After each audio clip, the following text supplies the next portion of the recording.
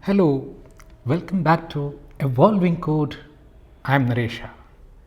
In this episode, we are going to talk a little bit about warp terminal.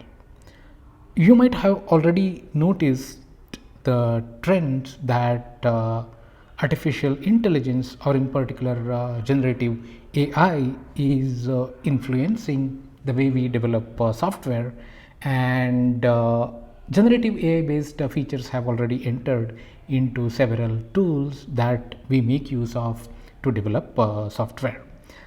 In this episode, I'll be focusing, or we will try to use the agent mode of warp terminal. Warp terminal does provide certain agent mode, or in other words, it provides natural language commands. That is, a user can specify the command in natural language or plain English, and warp will figure out the exact command to be executed for the natural language query you gave, and internet can execute the command. So what we will do is, let's try to create a Java application by providing natural language command in warp terminal. So I'm here in the warp terminal. We will ask warp terminal to create a Java project using Gradle. Just to make it slightly more challenging, let's make sure that we don't have Gradle installed in the system. So let me run Gradle minus version. You would see that Gradle is not installed in my system, and let's go ahead and ask our warp terminal to create a Java project. I have created this command, and it says, okay, we want to create a Java console application with the Gradle build, use Java version 17, and we want the root package to be com.nareshak.demo. We want to make use of Groovy DSL, not Kotlin, and we would like to make use of Jupyter for writing our unit tests. With that, we will just ask warp terminal to run this command. It's complex, so would we want to create a plan? Let's give that plan.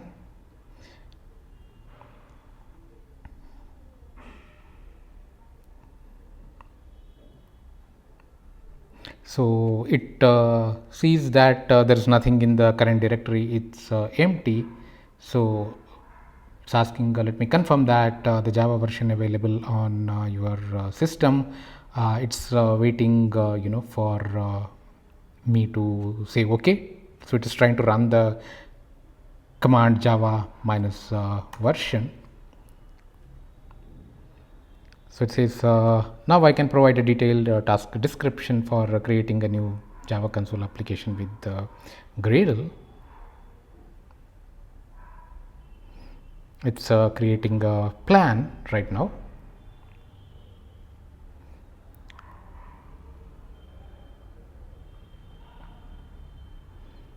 So here is the plan. It wants to initialize a Gradle project using Groovy DSL. Then configure the Gradle wrapper to use Java 17. Then creating the folder structure using the standard Maven style project. Then step 4 says add JUnit Jupyter under test implementation. Then create a main class. It is saying it as main. Then a test. Then step 7, it says enable the Gradle application plugin, which is necessary to run it as an application.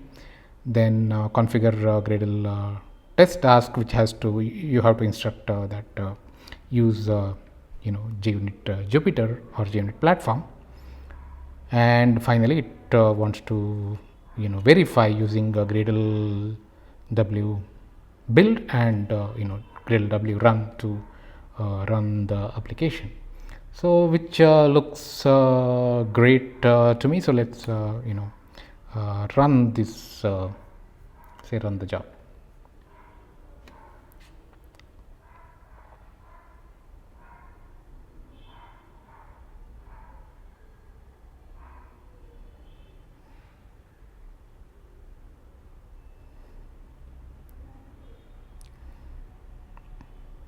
Yeah, so this is an interesting part here.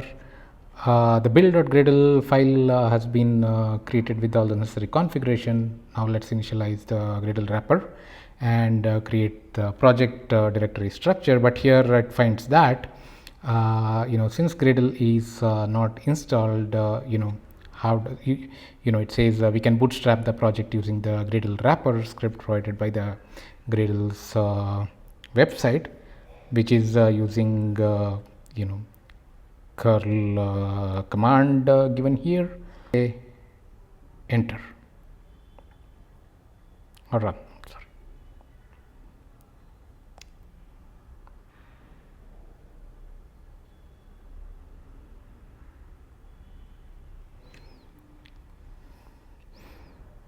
You will see that the command running or the plan as it is creating, it's outputting what it is doing. It is downloading Gradle. So interestingly, it did not ask what version of Gradle we want to use.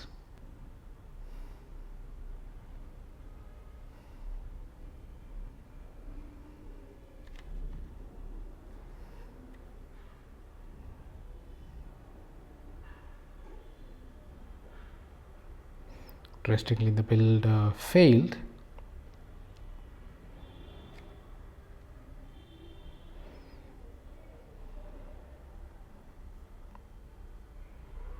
Looks like it did not create settings .gradle.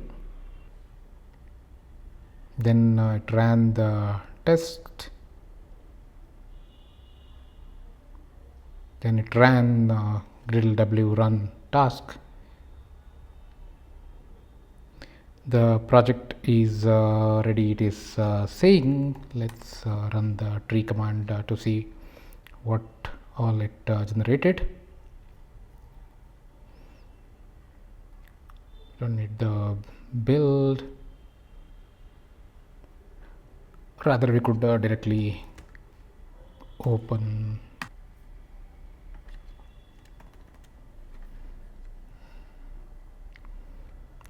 so settings.gradle. It created root project. It took the default one. We did not specify anything. Now in build.gradle you would see the group for the jar, that is it added Java and application plugins. Then it added the necessary dependencies as we wanted. The main class is the one it generated. Then interesting, the Gradle version it took as 7.6. That was an assumption made by the LLM. Let's go to the generated source, which is main class here, which is what typically Gradle generates. And let's look at the test class, and it is just checking the result, that is this get greeting method. And it added Gradle wrapper. Let's check the wrapper properties. Here it is making use of the latest Gradle version. It looks like. The build has the outputs here. Now let's install the Gradle tool locally and see how it will influence the generation of the Java project using the same prompt. Now I have installed Gradle version 8.6 here. I typically make use of SDK man to manage my Gradle version. If you want to know more about SDK man, I will leave a link in the description as well as a link on the top right part of your screen. So let's run the same command. Could see all the commands we ran available here. So let's run this natural language command once again.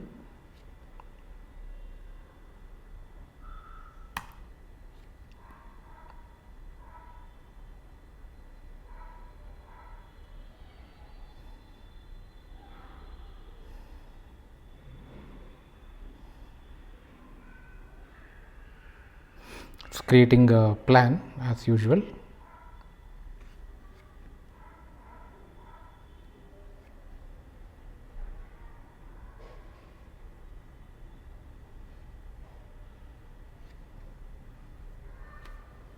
So you would see the code it is generating. It's already kind of showing here as a preview.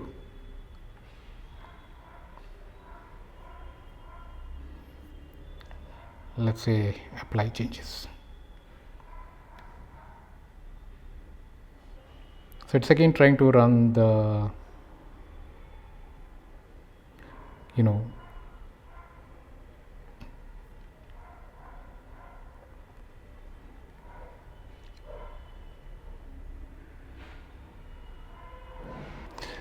so let's use the command. Let's alter it to say that use locally installed Gradle. Let's see if that influences, because it would have taken the decision based on the previous steps, which would have gone into the context of the LLM interactions. So it says we have Gradle 8.6 installed in this case, and let's initialize a new Gradle project using the Gradle init command. So it is giving the project. Let's see that if it is taking the values we wanted it to take. So the Java application is the type, DSL we want Groovy, test framework we want to make use of JUnit Jupyter, the package I want com Naresha K demo, project name it took the default directory name. So let's run this.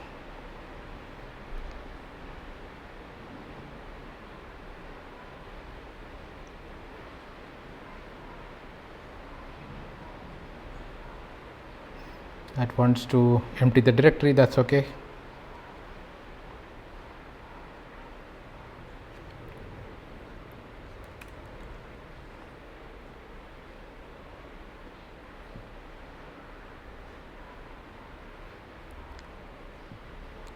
Yeah, you want to run that because it was cleaning up the files created by the previous step that we cancelled. It's asking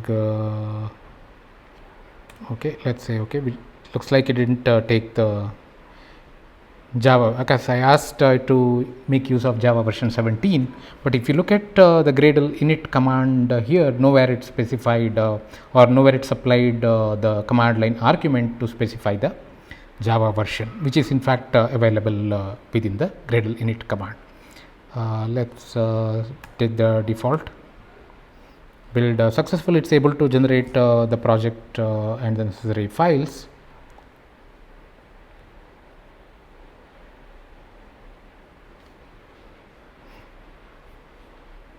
Let it run the test.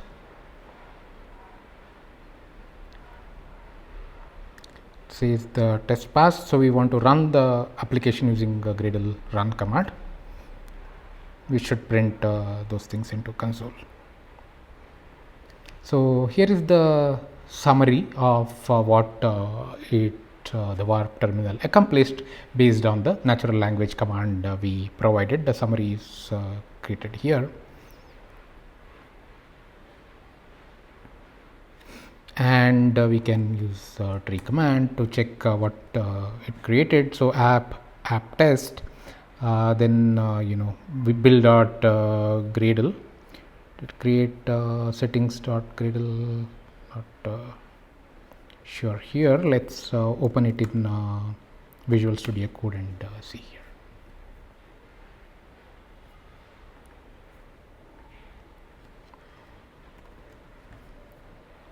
So no single file, it's build.gradle it created. The Java version it is using 17. Then it created the Java source code app, which is typically what Gradle will create. Test it got created, and it also additionally ran those Gradle test task as well as the run task to see if it is working as expected. If you want to know how to generate Java project using Gradle, I have already done a video on that. I will leave the link in the description as well as on the top right part of your screen. And something interesting, if you notice here, in this case it made use of the Gradle init command, and in most of the cases it managed well to pass the arguments what I wanted it to pass, what I specified in my natural language instruction.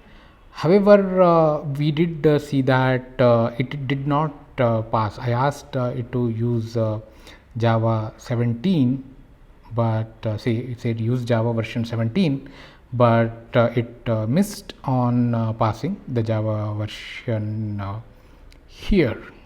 Depending on the model the LLM used under the hood, you might possibly get different behaviors. Probably from what I had seen before, Warp was using Claude by default, Claude Sonnet models by default, and of course we can go ahead and change what LLM we want to use in the settings part of this tool. So did not go very well in my opinion, but it did manage to do some productive work here. And when you compare this tool and decide the value out of this Warp terminal, it's important to note that Warp terminal is not an IDE, so don't expect features like cursor editor or JetBrains AI assisted or Juni kind of behavior with the Warp terminal. The important part of, or the important responsibility of Warp terminal here is to take your natural language instructions and look for the necessary command to be executed. Beyond that, it's not the responsibility of the Warp tool. So in this case, ideally the Warp terminal should have identified all the command line arguments and passed those command line arguments into Gradle init command. It did manage to do in I think say 2/3 of the cases, but it missed on a couple of arguments in this particular example.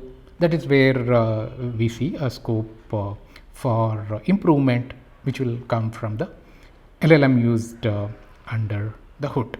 So while the agent mode of Warp terminal seems promising, still there is scope for improvement is what I would say at this point in time.